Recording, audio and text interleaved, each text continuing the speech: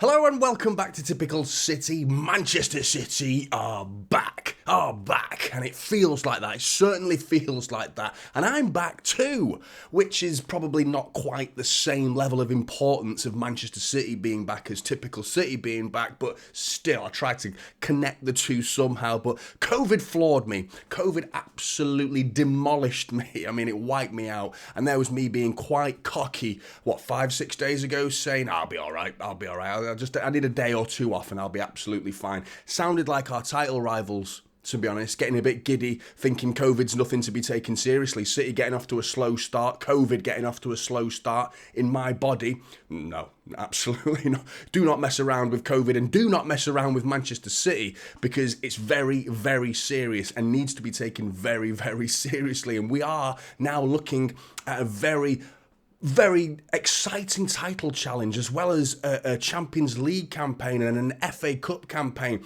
I don't want to make such grandiloquent statements, and that's the theme of this video really is, that's it, City are back, we're going to win the treble now.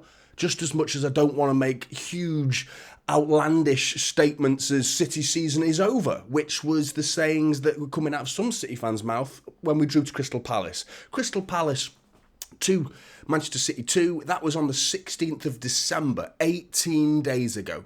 18 days ago, that's it. 18 days. How long ago does that feel? 18 days ago. And in 18 days, we've turned it round, we've won ourselves another trophy. We didn't concede a single goal in the FIFA Club World Cup. We come back into the Premier League and hit the ground running. We go 1-0 down to Everton and we beat them. And then we beat Sheffield United and then we beat Huddersfield. I know these teams we should be beating anyway, but still. All of a sudden, 18 days later, the whole aura and atmosphere around Manchester City right now has been completely flipped on its head. And the one thing I wanted to say was how we don't need to be so outlandish and make such grandiloquent statements about the course of the season. And being sat in my bed, in my sick bed, which was almost in a way I used it as a positive to try and just sit back and absorb City's, because I've obviously been watching Manchester City. I missed the Sheffield United game in terms of a watch along, and I missed the Everton game in terms of a watch along, and Huddersfield as well. No, I didn't miss the Everton game. I did the Everton game, but I missed the Sheffield United game and the Huddersfield game. I've missed 2 watch alongs due to COVID. You can tell I'm still not completely done with it. It's still not finished with me, It's not finished. I'm waiting. I'm wondering if this is too cocky. I'm wondering if you're getting all big now and making a new video, are you? No. I'm going to put you in bed for another week. Please don't do this to me. Honestly, it's been an absolute nightmare, as well as the fact that my whole family seems to have had it as well, but the men seem to get it worse, much, much worse. I think it's woke. I think COVID is woke. Women and children, it's like the saying on the Titanic.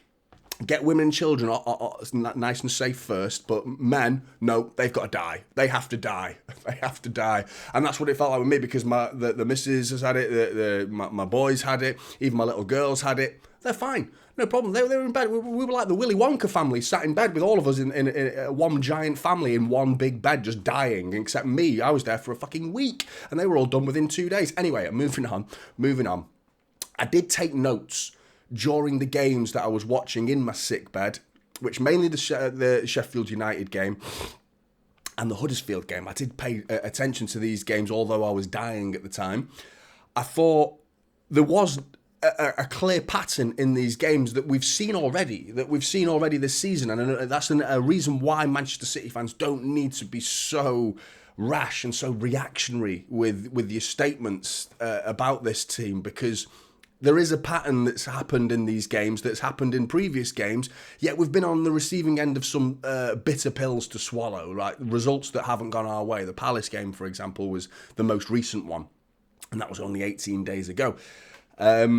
But the theme of each game has been the same as these results that we've been getting, which basically it starts off with a mistake of some kind or a lapse in concentration that results in them getting a goal, and we have to turn it round somehow. We saw that against Everton, even against Sheffield United. And I wrote some notes, hopefully thinking that I'll be able to do a video after the game. I was not able to even get out of bed, so it was wishful thinking to actually try and make a video about the Sheffield United game. But I did write some notes, and I didn't bin them, Because, I mean, in the first half, we were totally dominant. And that goal from Rodri was a little bit against the run of play, if anything. It came out of nowhere, that toe poke into the bottom corner. Lovely finish from Rodri, gives us a 1-0 lead. But I thought they defended really well. That's the first point I wanted to make about the Sheffield United game, is that they defended really well.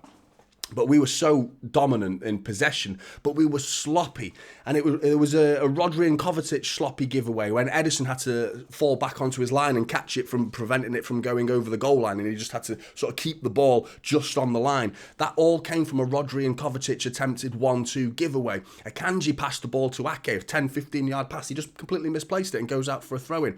And then Gvardiol in the 35th minute, sloppy 5-yard pass to Kovacic. It goes up the other end. Another 1-2 with Kovacic and Foden given away. Ake had to mop it up. Gvardiol was ball watching and Bogle's cross comes in. Asula chance on the 40th minute. Akanji blocked it. The resulting corner produced an Ederson save. This was all in the first 45 minutes against Sheffield United. They had chances in that first half. They didn't score a goal, so the result changed. City come out in the second half. We bring on Oscar Bob. We take off Jack Grealish, which is, again, flexing the fact that we have actually got an all-right squad, and I'll get onto that in a minute as well. But the point I really wanted to make was how the pattern of play was the same as previous games, where we were giving away silly opportunities and we weren't punished for them against Sheffield United. We were punished for them against Everton when Rodri slots through ball down the line for Dwight McNeil to cross for Jack Harrison tap in to make it 1-0 Everton. The theme of games within the game hasn't changed. We are still making these mistakes, but there is something else about Manchester City, and it's just a case of stick to your guns, stick to your beliefs, keep going, don't change. Plan B is enforcing plan A. That's exactly what plans are with Pep Guardiola. He doesn't have a plan B because he knows plan A works. It might concede the odd chance, but more often than not will create twice, maybe even treble the amount of opportunities that the opposition will have. And they have to take theirs to have any sort of chance of getting anything out of the game. And because we've conceded 2-2 draws to Crystal Palace, who, 3 shots they had in that game that were of a genuine importance and a threat. One of them was a penalty as well, and it was just a killer result that was in the end. But ultimately, I thought City have shown very similar patterns of play in this spell of games where we've been, and we can say, yeah, we feel like we're back. City are back. City are playing some really good football. I don't think we're playing that much better football than we were when we were dropping silly points, to be honest. I think there's still something that we're nowhere near perfect, and who is perfect? But I just wanted to reiterate how it's a case of just being calm as City fans and relaxing a little bit and not having to be so rash with the statements. Within such a short space of time, we've gone from we're not winning anything this season, the title's over, you can laugh at the treble, hopeful for a tin pot like FA Cup. Let's hopefully we get an FA Cup, and being demeaning towards that tournament, to that trophy, as if it's so little. And then all of a sudden, 18 days later, it's like, that's it. City they're gonna charge back. We're gonna win the league again. We're gonna win a treble. I'm hearing people say back-to-back trebles. I personally don't think we will win the treble. I think we can. I'll be happy with one or the other between the Champions League and the Premier League. If we can throw an FA Cup in there, I'd be absolutely buzzing. But I mean, in that second half against Sheffield United, again, it was Oscar Bob coming on and it flipped the game on its head, and that's a real feather in the cap again for Manchester City, that we can bring on players like Oscar Bob, and we've got a genuine squad here. That we saw it against Huddersfield. We had 5 players coming out of the academy, with Foden, obviously he's not a kid anymore, but still neither's Rico Lewis effectively. He is in age, but in terms of experience, Rico Lewis has got a treble season under his belt now, so he probably is more erring towards the experienced side than academy side when you think of Rico Lewis, but you can't forget his age. He's still only 18 years old. Phil Foden, Rico Lewis, Oscar Bob, Jacob Wright and Micah Hamilton all get some minutes against Huddersfield. 5 players coming out of the academy, which to me is an indication that Pep, not only does he believe in the players that he's got, but I think that was, when it comes to business, transfer market and things like that, the business that we did in summer is a case of, okay, we didn't quite get some of the players. I think Paquetá was the main guy that we didn't get. We went in hard for him, we didn't get him. That was the one player that I think is missing from this squad right now. But it's like, oh, don't panic. Don't panic. I believe in Oscar Bob, not quite the same position as Paquetá, but still. And we've got the likes of Rico Lewis who can step up and get more minutes, and Micah Hamilton, and even Jacob right now is getting FA Cup minutes. So I think Pep is the reason, because it's like, well, he'll coach them. He'll turn these players, these youngsters, into at least potential first team players for Manchester City. Potentially. I mean, how long we've got for Jacob Wright to the opportunities? We're not privy to that. We have to look at the EDS games, and things that we're not privy to in training is how well is he training, things like that. But in terms of the squad depth, I think Pep's just looking at the youth and saying, I can coach these guys. These are all high caliber of players coming out of the youth academy.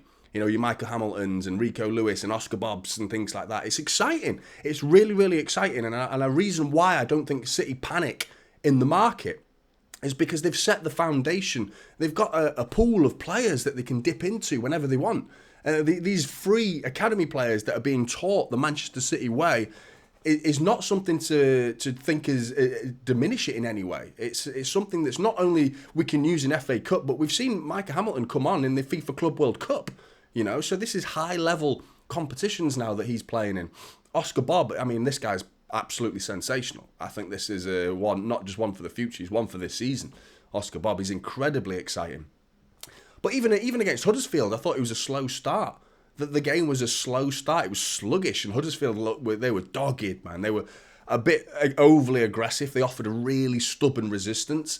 They offered virtually nothing in attack, to be honest. But and there was one mistake in that game for Manchester City, one mistake in the second half, Kovacic's sloppy ball, that left Thomas going through on goal one-on-one with Diaz. Diaz tried to shoulder charge him, and he missed it. He let him run across his body. And then Ortega, who another player that's just highlighting our squad, that we've got this goalkeeper, this second choice goalkeeper that most teams would look at and go, can we have him for our starting 11, please? Because he is like a world-class goalkeeper.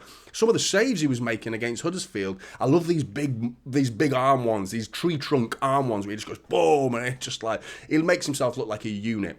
Shot stopping ability is much better than Edison's in that regard. Distribution isn't quite as good as Edison's, but still, it's just another feather in the cap for Manchester City, because we can now look at our squad and go, look at that. We heard Paul Merson say that City have got 2 players in every position. That's so far from being true. It's scary that someone in his position is allowed to say these things to such a wide audience as well. It's so wrong. But in the goalkeeping department, he ain't wrong. We absolutely have 2 world-class goalkeepers in that position. But I think there's so many other things, the factors that as to why Manchester City are back.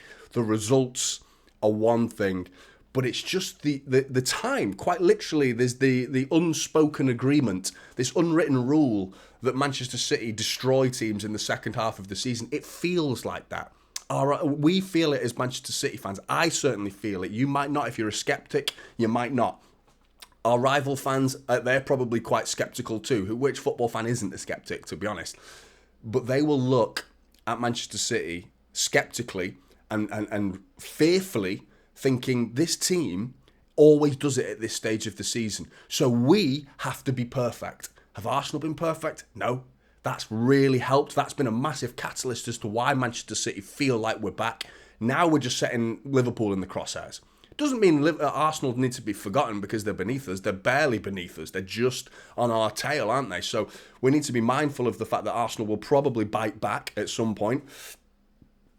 But with regards to Liverpool as well, they've got the Europa League to worry about, which is a huge problem. Mo Salah being away in the African Cup of Nations isn't something I think we should be thinking, oh, that's the time when we'll overtake them. I don't think it is, because they've got a great record without Salah. They've got a really impressive record without Salah, so I wouldn't hang your hat on that too much. But still, it's just the psychological dent that we've left in the armour of all of our title rivals over previous years. Arsenal most recently, Liverpool years before that. And all these teams have come up against a second half of the season Manchester City and fell short, horribly short at times, embarrassingly short in Arsenal's regard compared to last season at least. I still feel that fear factor is instilled into their minds. Like, we live rent free in their minds, and it scares the living shits out of them. Absolutely does. And it's not just the fact that the timing of the chronological order of events is not always going to work in your favour throughout a season. We have players stepping up to the plate. Phil Foden has been absolutely sensational in the last 2 or 3 weeks. Incredible from Phil Foden. I can't believe how much he's stepped up. Literally at the time I was just saying now is the time he needs to step up, because he's about to see Kevin De Bruyne come back in, and we're about to hear the whole debate, so I'm going to get in there first. Can't play with each other. Kevin De Bruyne and Phil Foden can't play with each other. We're going to hear that soon. That's going to be the next anti-Man City narrative that people are going to push into the media and try and create a conundrum for Pep Guardiola. A conundrum that I think every football club in the world would snap your right arm off for. They're going to try and paint it as a bad situation for Manchester City, just like playing without Erling Haaland last season. If we don't have Erling Haaland, are City relying on him? The year before that, we didn't have Erling Haaland. We had a false nine. We didn't even play with centre-forwards, and City still won the league, and they were questioning whether we can play without centre-forwards. So let them continue to question Manchester City and have to eat their own questions at the end of the season. That's usually how things work out at Manchester City. And you don't forget players like Alvarez as well. I think he has been absolutely brilliant, quietly getting about his business. And he's just one of these players that isn't respected enough by his own. Manchester City fans, I think most level-headed City fans will look at him and go, yeah, I love Alvarez, absolutely brilliant, sensational player. It's just his work rate is just unmatched. It's unrivaled in this team. It really is. And he's still churning out goals. He'll be this player, if we keep him for 2-3 more seasons, if he leaves in 3 years, we'll be going, oh, Alvarez, yeah, that player who scored well over 100 goals for us, but no one really gave him much praise. You know, he'll be one of them. And that's such a shame. Such a shame that this guy is, in the absence of Erling Haaland, we do not feel it. We do not feel the miss of Erling Haaland. The absence of Erling Haaland has not been... It's something we can't say. Like, it's not like, oh, City are... Have you heard anyone say City are missing Erling Haaland? Have you heard anyone say that? No, because we're banging in goals. We're scoring goals. We're winning games. And he's not even playing. You know? And then, of course, you've got Kevin De Bruyne coming back. And his forceful nature was there for all to see against Huddersfield. I thought it was... I didn't think he'd be as quite as impactful as that. I thought he moved around the pitch quite slowly. Maybe a little bit tentatively, cautiously, looking after his body.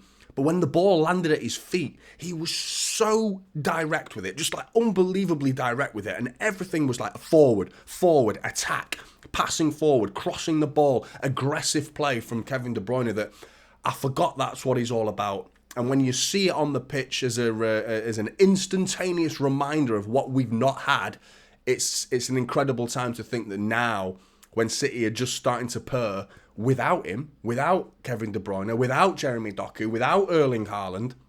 Now, Kevin De Bruyne is back. Erling Haaland is round the corner. We're talking a week or two before he's back, hopefully for the Newcastle game. Then, of course, Jeremy Doku comes on, and the fact that they both combine for a goal is just like... It just doesn't get sweeter than that, does it? A lovely little dink from Kevin De Bruyne, Jeremy Doku positioning, really good, drifting in, ghosting in at the back post. First time volley, buries it. Love that.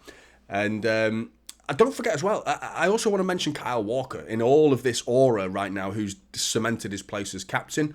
I'm pleased with that. I'm okay with that. I know a lot of people, these social media clowns, the same people that said City season's over 2 or 3 weeks ago are still the ones calling for Kyle Walker's head. I guarantee those are the same idiots that said City season's over and Kyle Walker's to blame for it. You know, he's been brilliant the last 2 or 3 games. Didn't play against Huddersfield, but prior to that, against Everton, against Sheffield United, I thought he was fantastic. Absolutely brilliant, Kyle Walker. And I mean, if you are that stupid to write off an individual who's done so much for the club, then you're not only questioning your own position as a fan, you're questioning Pep Guardiola, because there's a reason he keeps picking him. You know, there's a reason you're, with your little phone, tweeting shite into the world, and then the Pep Guardiola sat in the dugout. There's a reason there's two different there's levels, and you're not there. We're not there. No one's at Pep's level. And if Pep says Kyle Walker's captain, and Kyle Walker's playing as fucking right back, then Kyle Walker's captain and he's playing as fucking right back. Do you understand? It's really that simple. Pep Guardiola is the king. He's the master. He is the guru of football. He knows everything there is to know about football. You know, so why the hell would we judge a decision like that for Kyle Walker to continuously play, there must be a reason. There must be. And although I agree with the Kyle Walker freedom to go forward, I don't like Kyle Walker going forward. I don't think his crossing ability is quite as good. I think lately, in the face of all of the criticism as well, he has stepped up, proved and stared all of those accusations and all of those critiques of his game, stared them right in the face and said, fuck you, I'm going to keep playing and play even better. And he's done exactly that. He's answered his questions, and I think he's been brilliant. Hopefully he can keep that going forward as well. I think we need to see more of Oscar Bob and the academy players. I think Oscar Bob's incredibly exciting going forward, really, really exciting. Kovacic and Nunes are two players I'm really keen at looking forward to into the second half of the season. A couple of mistakes in their game. There's still a little bit of nerves in their game, but we've started to see some brilliance in their game now as well, and why we signed them. I thought Nunes was involved in the second goal, when Alvarez pokes in, it trickles in. Lovely little intricate play between Foden, Nunes. I think Rico Lewis was involved as well. He got that touch that deflects the cross onto Alvarez, who finishes the cross, puts it into that bottom corner.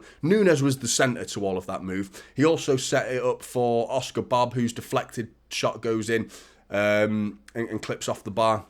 And we all thought it was going to land to Kevin De Bruyne, but it was Nunes' run right down the middle. He brings it down and lays it off to Oscar Bob. Really good from Nunes. Kovacic as well. A lovely little flick to Foden for that finish from Foden to whip it into that bottom corner. But that flick was delicious from Kovacic. And we're seeing the little glimpses now from these two midfielders in particular as to why we signed them and to what they can offer to this Manchester City side going forward. So I'm struggling to think of what there is not to look forward to. I think Guardiola still worries me a little bit. There's a bit of a dampener on this atmosphere of City are back. I still believe he's got too many sloppy passes at the minute. A bit of one-on-one defending needs to improve. I still believe Guardiola is going to be a worldie for Manchester City next season. I think we're going to see the best of him. I think he's struggling right now. The Akanji injury worries me, because now we might have to depend on Guardiola a lot more. I think Pep's dipping Guardiola in and out of the team a little bit more. At the start of the season, he threw him straight in at the deep end. Now it's a little bit here and there. And Ake is of the utmost importance, as well as Rodri. Rodri's the final person that we just cannot afford to lose. We cannot afford to lose Rodri, as much as we can't afford to play him every game because of burnout. We've seen it. Look at Saka, for example. Saka has just been rinsed for minutes at Arsenal. He's in a different position, I'll give you that, but the burnout factor is always there for a player, and it's something to be very, very mindful of with regards to Rodri, because we got close to burning him out last season. We cannot afford to lose Rodri this season. It will kill our season, and that's the one area that worries me in this Manchester City side. Other than that, I think there's so much to look forward to now with Kevin De Bruyne, Doku, Haaland all coming back. We're back to winning ways. Foden playing as well as he is. Sprinkling a bit of Oscar Bob magic in there. Alvarez is still putting the ball in the back of the net. It's a fantastic time to be a Manchester City fan right now, and no reason why we can't be excited for the second half of the season. Blues, it's good to be back. Thank you for all your kind wishes as well while I was ill. A lot of you were saying, I hope you get well soon and all that. Very, very kind. Really appreciate that. I'm still not 100%. My throat's on fire right now from doing this video. So please do drop a like on the video. I'll be back to making a bit more consistent content now at least, which I'm looking forward to going forward into the second half of the season. What are you most looking forward to in the second half of the season, and what's most stood out to you in the last 3 or 4 weeks? Get your comments in the sections below. Really want to hear them. Like and subscribe. Typical City is the channel, and I'll see you in the next one. This is Typical City now, holding up silverware.